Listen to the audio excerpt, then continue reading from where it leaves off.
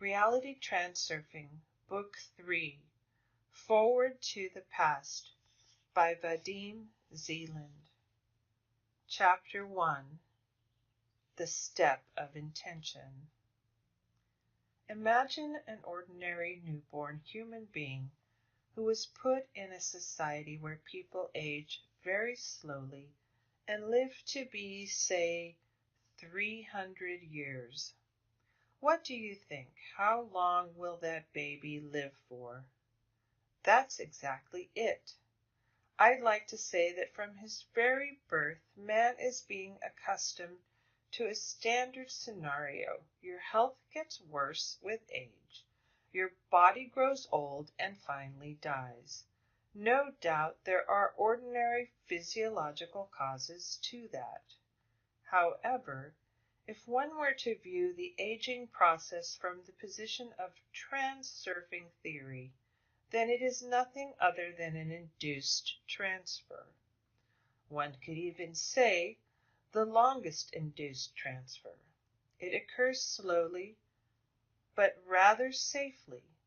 The aging scenario is so obvious and something we are so used to that it doesn't occur to anyone to doubt it.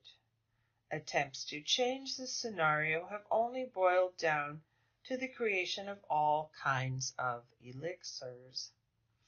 But even the progress of modern pharmacology and genetics do not yield any noticeable results. Hence, one could conclude that physiological factors only make out a certain part in the aging process. It is hard to assess what percentage constitutes induced transfer. But then again, it is not that important. The important thing is to realize how it all happens. From early childhood, you are absolutely sure that the aging process is inevitable. Throughout your entire life, you encounter plenty of evidence to support this notion from the experience of other people, but also from your own personal experience. Every anniversary entails theatrical wishes for good health and a long life, but everyone knows perfectly well that these wishes aren't worth much and do not have any effect on the aging scenario. On the contrary, wishes, when translated into the language of facts, means that your health is already not what it used to be, and years are passing by to never return. These are the slight oscillations, or to be even more precise, the flirting of a destructive pendulum. Sooner or later you start noticing that about 10 years ago you had much more energy and strength. You want to share these thoughts with someone else. Immediately you come across people that you can talk to, and they will happily start developing this thought. And when it comes to the topic of illness and small talk, well, it is already as popular as talking about the weather.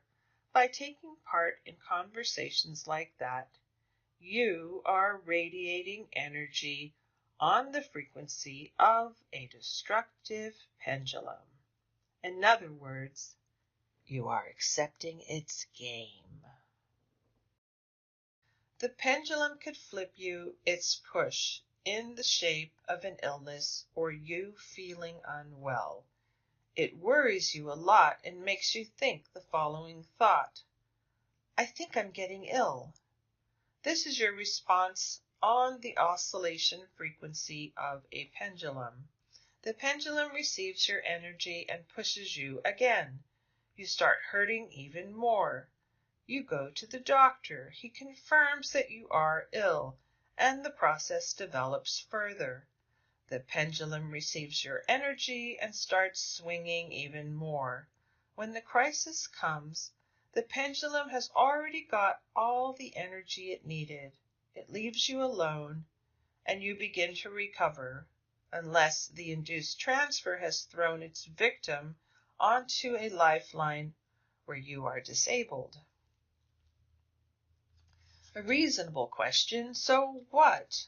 Now We shouldn't even go to the doctors or take any pills or neglect our illnesses altogether. No, refusing treatment when the illness has already advanced is not a way out of the game, but rather reckless negligence.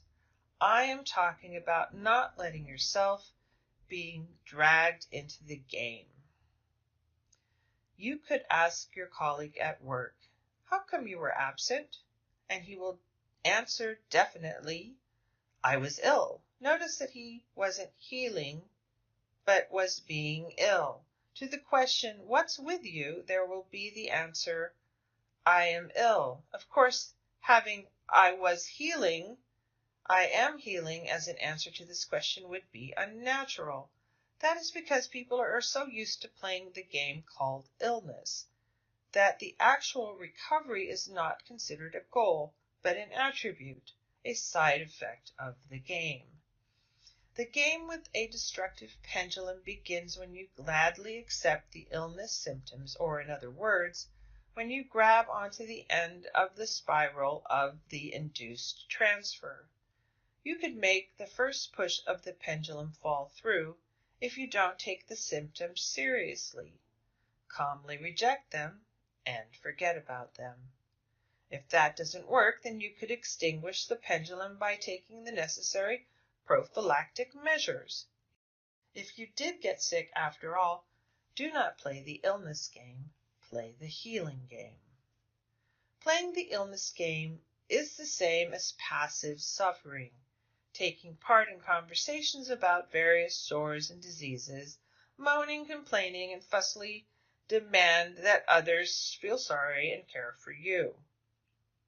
Playing the illness game is to consider feeling unwell to be an indispensable part of yourself, to fuss over your ill health like a child over a new toy, to readily search out and consume information related to the ailment.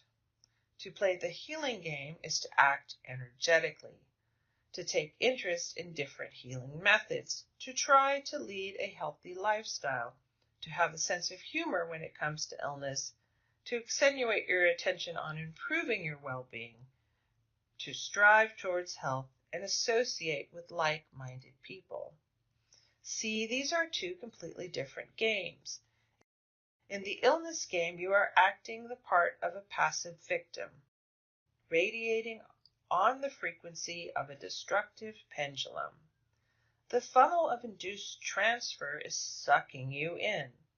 But in the healing game, you act as a creator, an active maker and master. You are the one to control your destiny, and thus you transfer onto healthy lifelines. Now, if you attempt to play the healing game, ask yourself, are you playing this game sincere enough? The thing is that you could be fooling yourself, as it often happens. For example, you could acknowledge with your whole mind that you need to lead a healthy lifestyle, abandon any bad habits, exercise and eat healthy foods, and so on. But in reality, your old habits are very deeply rooted, and you are trying to follow the rules of a healthy lifestyle only because that's the way it should be, while you actually don't really feel like it. It's not clean game. It is called, "I am ill, but others are healing me." If one were to see what this looks like on the energy plane, this kind of game would not be any different from the illness game. In that case, you are trying to play the healing game not according to your convictions, but because you are forced to. Your intention is not pure, and it is not sincere. Thus, the results will be of the same kind. A wonderful illustration of such a foul game is the attempts of the representatives of the fair sex to lose weight. They torture themselves with diets, forcing themselves, "I am ill, but people are healing me." They hate their weight and their figure, while you know that it is an excellent way of radiating energy on the frequency of the life track, where one's figure and weight are exactly like that. They do not like these diets. They want to eat what they are used to. If you are playing this game Abandon this senseless way of forcing yourself. It will only give insignificant and temporary results at best. When you are forcing yourself, your subconscious is afraid. It is resisting, and in the end it will prevail. Then expect that you will stop dieting and put on even more weight. There is only one conclusion to make. If you want to have health and beauty, change your lifestyle. That means abandoning your old habits and acquiring new ones. But not because you have to, but because that is in line with your convictions. You need to have intention, and it must be pure. You won't be able to radiate intention on the frequency of your healthy life tracks, and thus you won't be able to switch over to these tracks if you are still behaving the same way. All of this is not as difficult as it may seem. Changing your habits is only a question of intention and time. You won't need that much time anyway. It is your choice.